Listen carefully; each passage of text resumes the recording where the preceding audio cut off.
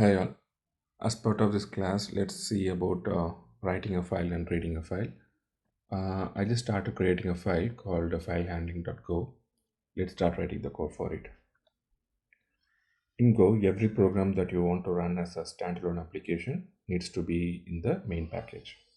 So I'm declaring the package as main.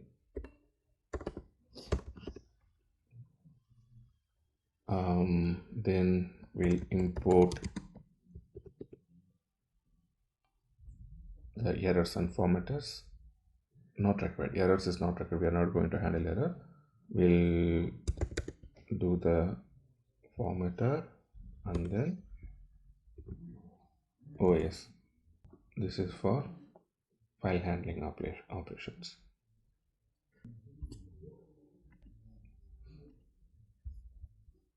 Okay. The formatter. This package is used for formatted IO, like printing to the console. Here, this OS, this package allows us to interact with the operating system, like creating files or reading from and writing to them. And let's go on, create a function main, and we're gonna write our file handling operation inside this. This is called tabbing, but yeah, it suggests the code. Let's skip this one and we will write our code ourselves. Let's declare file error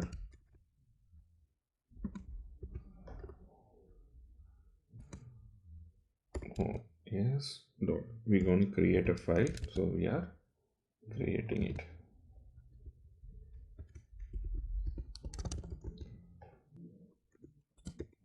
Example.txt. Okay, this os.create, it creates the file if it doesn't exist or it overrides its content. This function returns two things. One is file, a file object that represents our file and let us know like what we need to interact, and error variable that tells us if something went wrong. Next, we will write a condition. Yeah, it suggests that we're going to write the same thing. If error is not nil. If error is not nil, then we will, nil means it's fine. If it is not nil, then we are saying that there is a error, os.exit1, or else we can just say return.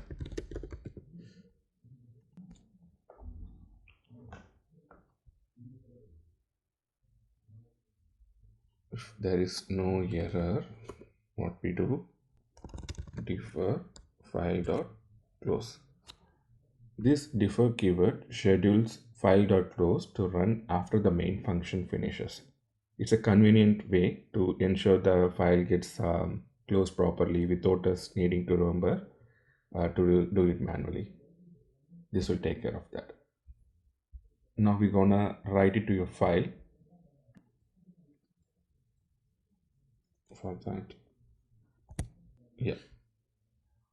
So what we are doing here is a method to write text to the file.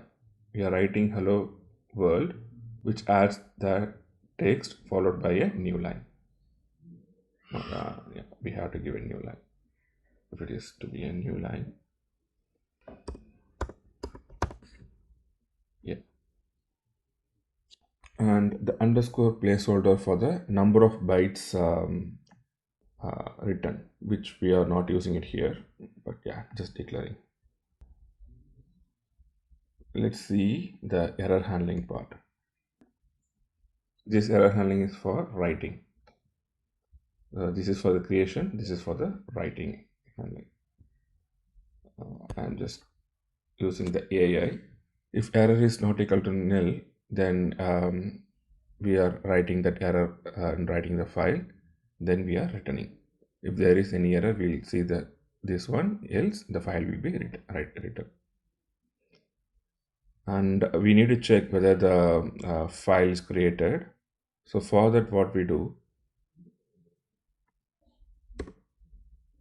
we declare something like this: file created successfully.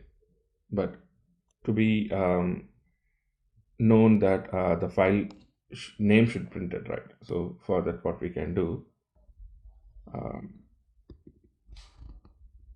format dot println, yeah, file created successfully. Just give a comma and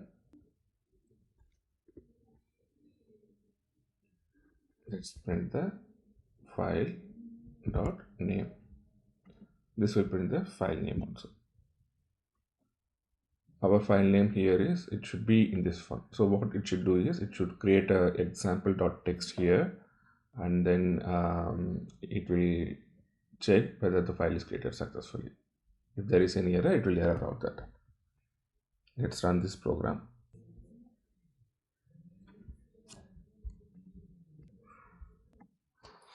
Running command is go run and the file name. But it's not running. Let's check the source. Okay, we have to go into the source directory. Let's go into that and then run the command. It's showing some error. Expected package found end of file. Yeah, this import should be in the brackets. I used mustache symbol. So this one and this one. Let's run this now. Yeah, it says file created successfully, example.txt. Let's see it here. It is created example.txt here. Yeah, so it fetched the value from that example and printed it here. We'll go inside and we should see that it should have the hello world content inside it. We have the hello world content. So this is how the file is right. Let's see the read also. Let's again create one more file for file reading. File read.go. We'll write the code again, the same like the one we did, package main, and then we're gonna import. In the import, we're gonna import fmt os, and then we're gonna use io/io-util.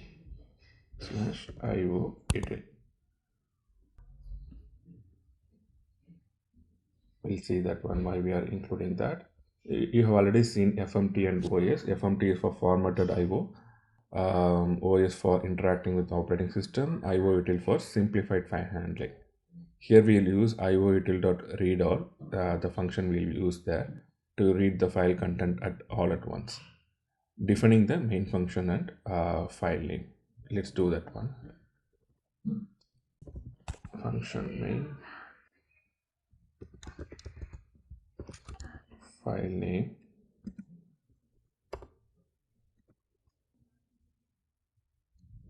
example.txt, and then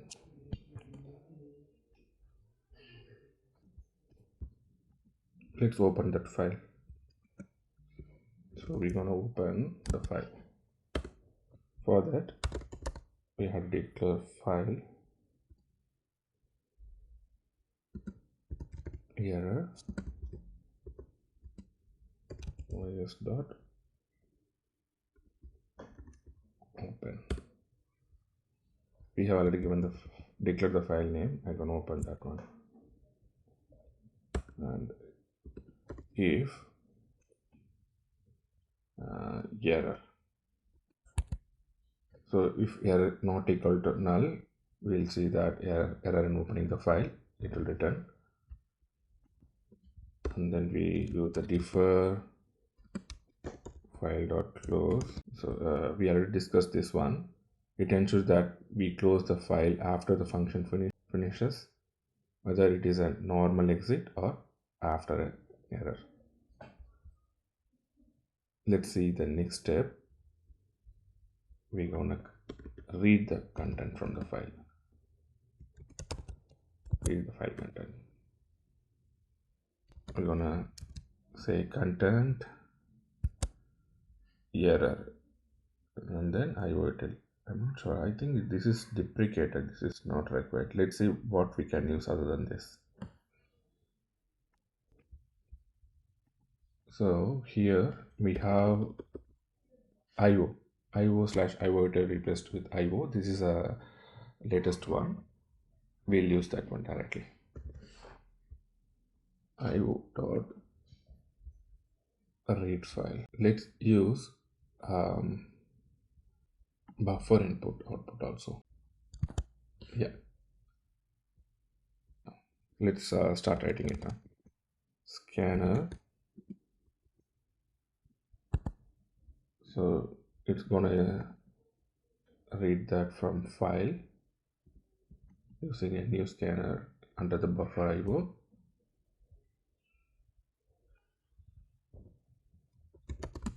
For scanner dot scan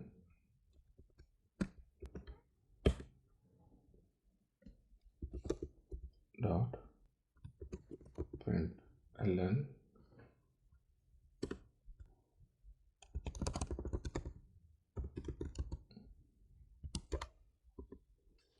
dot text. It will read that one. We'll go through the code. First I will complete this and then I will explain the code.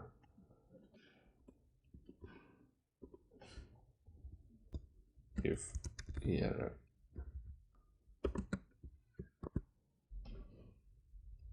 so it will scan. If there is any error, then error reading a file, it will print the error.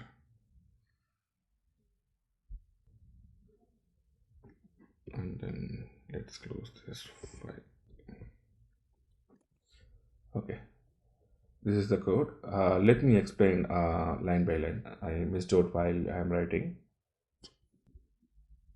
Yeah, so what we are doing is we are importing the buff.io fmt os. Buff.io used here for reading the file line by line, and fmt for printing the console, os for help us open and interact with the file. And next we are going to the main class. In main class we are declaring the file example.txt, which we have already here. We're going to read it from that, and here we are opening the file using os.open, and defer file.close. It schedules that file to close automatically when main ends, which is a clean way to handle the resources. And here we are coming to the other part, buff.io scanner. It creates a scanner that reads one line at a time, and here we are using scanner.scan. This function iterates over each line in the file. Here we are using scanner.text. It returns the line content as a string, which we print immediately. And here we are checking the error, which we already seen that. Let's run this code and see what it results. This one is file read.o, enter. It's gonna read that one exactly. So it went into this file and it read the content and printing it here as we are declaring it here. Yeah, as we covered this class for IO read and write, let's see something interesting in the next class.